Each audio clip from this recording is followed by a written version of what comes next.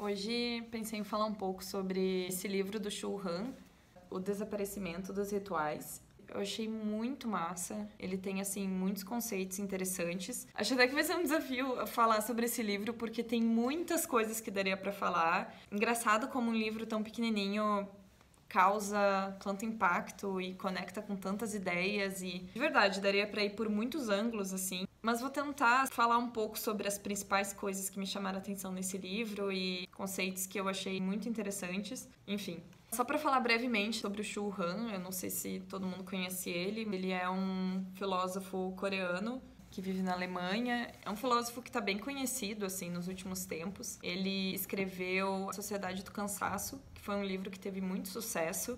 E o Shu Han, ele tem algumas características que eu acho muito legais, assim. Um ponto é que ele produz muito. O tempo todo ele tá lançando diferentes livros e ele explora muitas temáticas. Ele tem, assim, o centro dele. Todos os livros acabam passando por alguns conceitos que se repetem e ele tem, de fato, uma conexão entre a maioria dos temas que ele aborda. Só que é interessante como ele também não fica em uma temática só, assim. Então ele fala sobre a morte, fala sobre o poder, fala sobre relação com a natureza, fala sobre a dor na sociedade atualmente, sobre o cansaço, sobre o trabalho, sobre o desempenho. E daí que ele recentemente escreveu esse livro sobre o desaparecimento dos rituais. Cara, e assim, eu realmente amei esse livro.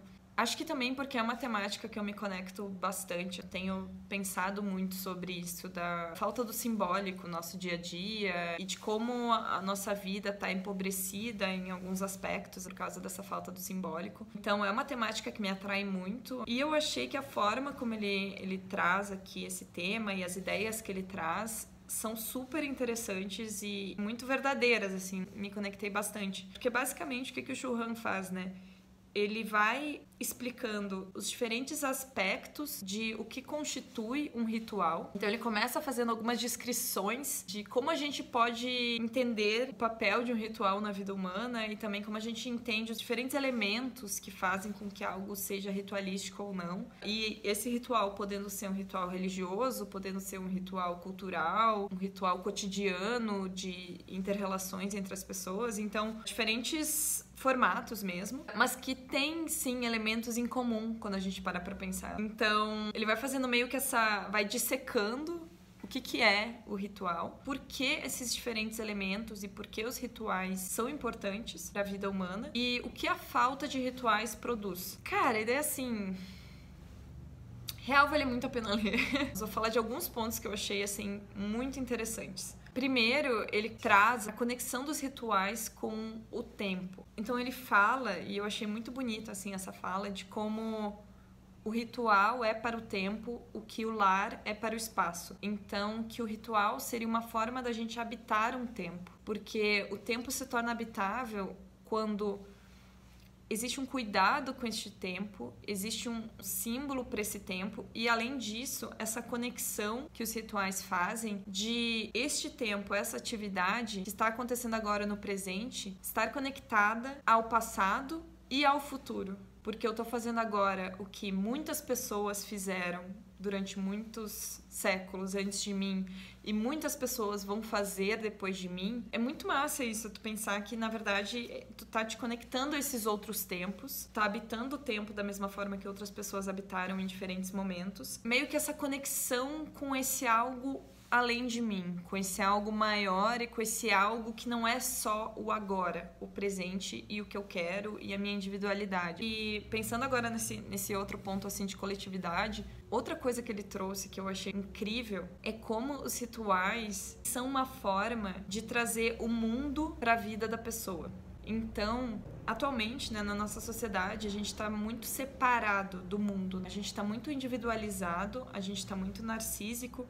Então a gente parte de um pressuposto de que tudo que eu faço é porque eu quero fazer, tudo depende das minhas vontades, tudo depende do meu jeito, tudo muito relacionado a eu escolho tudo que eu faço o tempo todo e o que mais importa é só a minha individualidade o tempo todo estar sendo demarcada.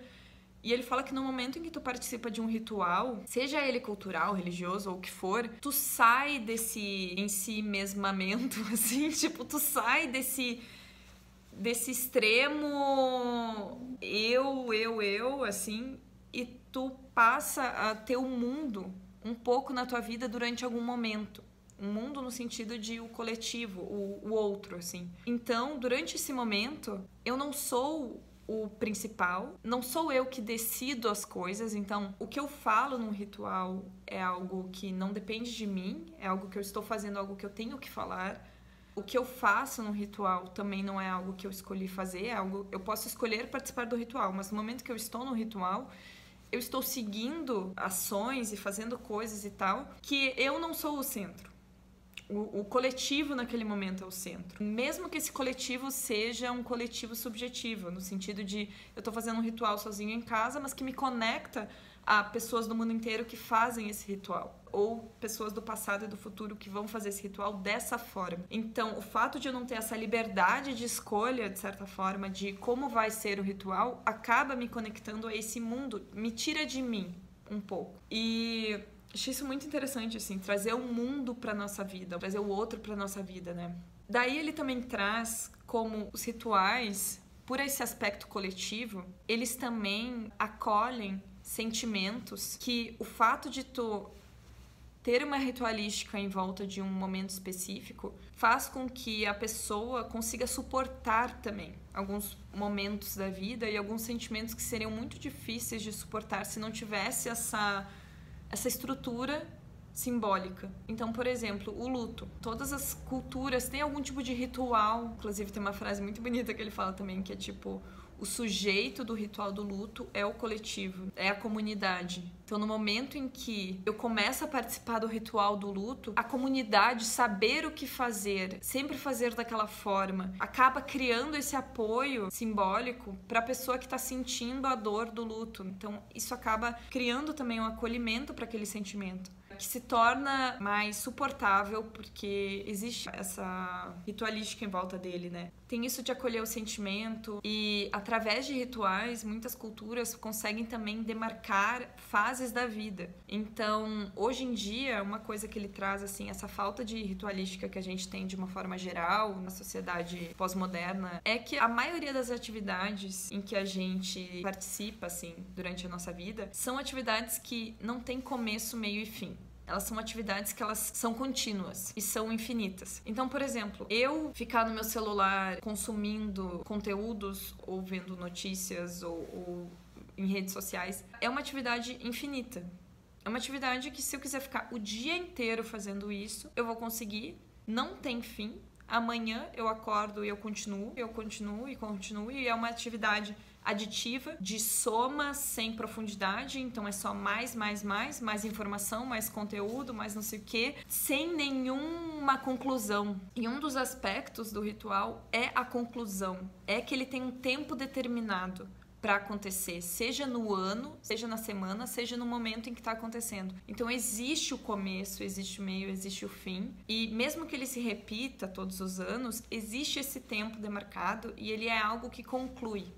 E ele fala como, hoje em dia, a maioria das ações que a gente faz não tem conclusão. A gente está o tempo todo fazendo coisas que não acabam. Porque, inclusive, essa ideia de a gente se produzir, nessa ideia do desempenho, né? O tempo todo eu tenho que estar desempenhando e eu tenho que estar melhor e eu tenho que conseguir mais e eu tenho que ser mais. E também é algo que não tem conclusão.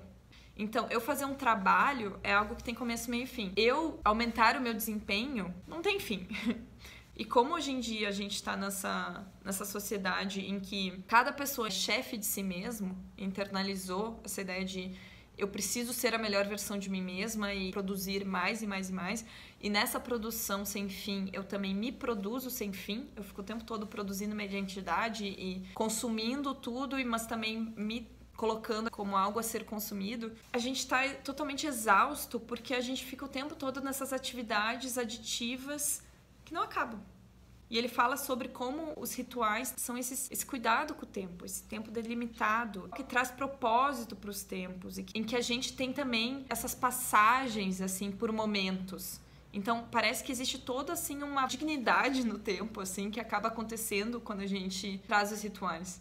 Inclusive ele traz uma ideia também da Hannah Arendt sobre como os símbolos e rituais e tudo mais são coisas que persistem, que permanecem, Então, os seres humanos vão estar sempre indo e vindo. Mas essas ideias, que são traduzidas através de símbolos, fazem com que o tempo permaneça, as coisas permaneçam, os objetos permaneçam.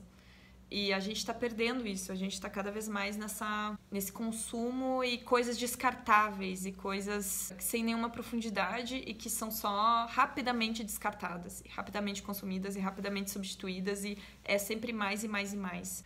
Só que daí ele fala tantas coisas legais, assim, porque ele, falando de uma forma muito geral, ele fala sobre o silêncio, sobre a importância do silêncio nos rituais e como a gente perdeu isso também, né? A gente tem essa informação sem parar, então todo mundo tá o tempo todo falando e ninguém mais para e presta atenção. E a maioria dos rituais envolvem silêncio, envolvem algo relacionado ao silêncio. E até tem uma parte muito interessante em que ele fala que, na maioria das sociedades, os rituais sagrados são uma forma de, desde a infância, a gente ensinando as pessoas a prestar atenção. E a gente perdeu isso, porque a gente treina o nosso prestar atenção. E as crianças participando desses rituais em que elas têm que... Porque o ritual sagrado tem isso, né? De a gente tem que estar presente naquele momento, prestando atenção. E é uma forma de tu também ir construindo a tua capacidade de estar no presente, de estar em silêncio, de prestar atenção. Seja se prestar atenção a uma outra pessoa, a uma atividade, a uma ideia, a um lugar, mas existe sempre esse aspecto, né, do estar, da atenção plena, assim, naquele momento, naquele período, e do silêncio relacionado ao prestar atenção. Só que ao mesmo tempo que ele fala do silêncio e do prestar atenção, e também fala sobre a importância das festas que são rituais.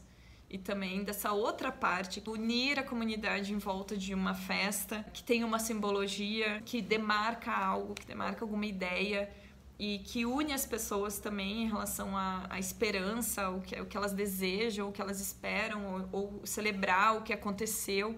Mas essa união das pessoas em que, de novo, né, o sujeito é a comunidade, o sujeito não é cada pessoa individualizada. Muito massa isso. E eu só queria falar sobre mais 2 pontos, rapidão.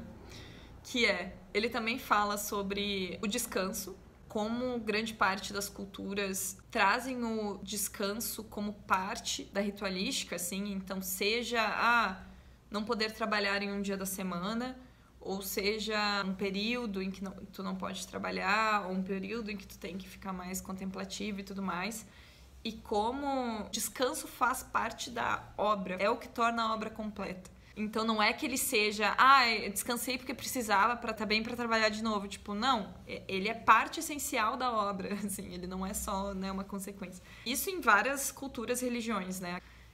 Ele fala sobre a beleza que eles trazem para a vida humana, a poética que traz para a vida humana. Então, o fato de que para algum ritual eu tenho que pegar o objeto de uma forma, daí eu acendo a vela de uma forma, e daí eu coloco, e daí tem um tempo, até assim no ritual do chá do Japão, sei lá, em vários outros tipos, assim, em que existe essa dignidade aos objetos, aos gestos, essa beleza, essa poética que a gente traz pra vida, assim, muito lindo, muito profundo, e ele explora bastante isso. Tem muita coisa legal pra falar sobre esse livro. Eu acho que ele explora muitas ideias super bonitas em relação à importância do simbólico, a importância do coletivo, a importância do poético, da beleza, a importância, assim, da gente se unir a ideias, da gente ter o mundo na nossa vida, ter o outro na nossa vida e não ser tão narcísico, individualizado, separado. E como, no fundo, os rituais fazem com que a gente seja menos sozinho, com que a gente se conecte a comunidades, mas também a ideias, a outros tempos, se conecte com o mundo, com as estações, com os momentos da vida, e nos dá uma estrutura simbólica para nossa vida. E como isso é ser esse ser humano. Como a gente está perdendo uma parte essencial e linda e importante da experiência humana no momento em que a gente se desliga desses símbolos, dessa ritualística, assim. Eu já pensei agora em outras várias coisas que eu deveria ter falado, porque são outras ideias legais que ele falou, mas já está muito longo esse vídeo, então eu acho que vale muito a pena ler esse livro e a gente conversar sobre em algum momento. E é isso.